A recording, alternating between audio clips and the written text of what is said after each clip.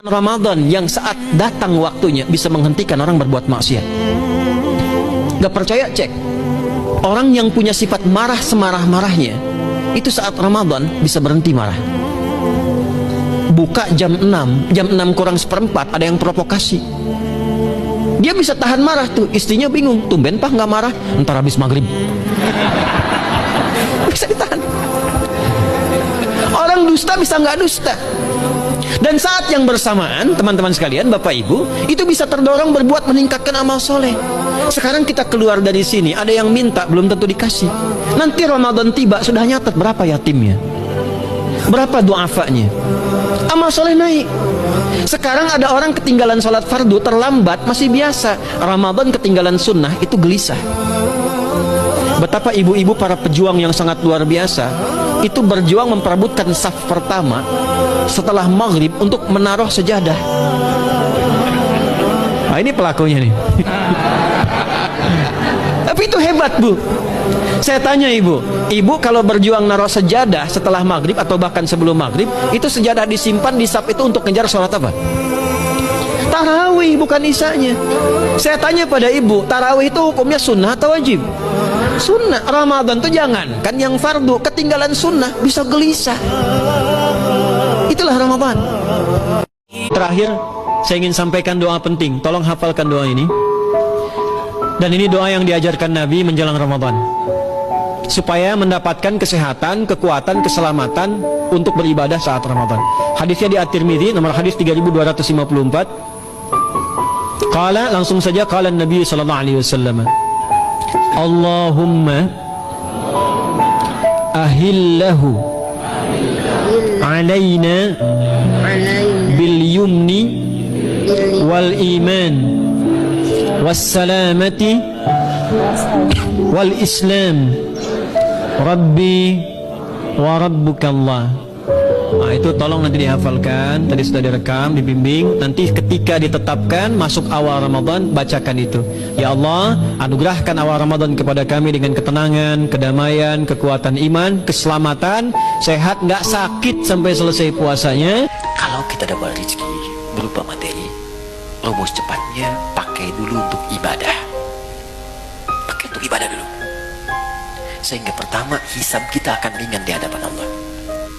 Ya, saya biasanya kadang Allah titipkan kasih pakaian lewat si fulan yang kirim kain, kirim pakaian. Tak pernah saya terima pertama kali kecuali saya coba pakai ibadah dulu. Karena semua benda yang akan kita kenakan itu akan bersaksi di hadapan Allah di hari kemudian. Ya, termasuk anggota tubuh. Al-yawma nakhtimu ala afwahim wa tukallimuna aydihim wa tashhadu arjuluhum. Jadi mulut dikunci, tangan kaki bersaksi, termasuk benda-benda yang kita punya kita kenakan. Di surah Az-Zalzalah, idza zulzilatil ardu wa akhrajal ardu wa qala al insanu yauma idzin tuhadditsu akhbaraha. Pada saat kiamat itu terjadi akan ada hisab dan semua benda yang kita pijak, yang kita kenakan akan bersaksi di hadapan Allah. Bayangkan teman-teman, ketika baju itu tiba-tiba berkata kepada Allah, ya Allah, saya bersaksi saya pernah dikenakan oleh si fulan ini untuk sholat kepadamu. Ya Allah, saya bersaksi dan dikenakan oleh si fulan ini, ya Allah, bangun tahajud mengenakan aku. Allahu Akbar. Ya fulan, ketika aku berikan kepadamu nikmat berupa pakaian, apa yang kamu kerjakan? Ya Allah, saya bersaksi pertama kali saya gunakan untuk memenuhi panggilanmu ke masjid. Maka sepatu itu berkata, benar ya Allah, Anda gunakan. Buka pintu, maaf, rumah Anda, masuk ke ruangan kamar Anda, buka kemudian lemari pakaian Anda, coba lihat setiap helai pakaian Anda berapa banyak yang sudah digunakan untuk ibadah. Jangan-jangan ada di antara pakaian itu yang hanya dipakai untuk digunakan maksiat saja selama hidup. Maka saran saya, cepat tutupi dengan ibadah sebelum dia bersaksi di hadapan Allah dan memberatkan timbangan Anda pada keburukan. Kalau kita dapat ingin ajarkan, mohon maaf, berbagi bukan mengajarkan. Saya ingin berbagi begini. Agama itu ketika memerintahkan kepada kita, bukan ingin memberi beban. Di cara berfikirnya ingin memberikan solusi. Di ketika Allah minta kita sholat, sebetulnya ingin memberikan ketenangan. Minta kita berdoa supaya kita nyaman. Allah nggak butuh dengan sholat kita. Semuka langit dan bumi tidak bersujud kepada Allah, tidak akan menurunkan status Allah sebagai Tuhan.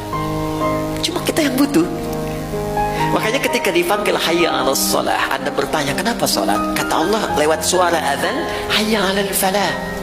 Yang aku berikan lewat sholat bukan beban, tapi kebahagiaan untukmu.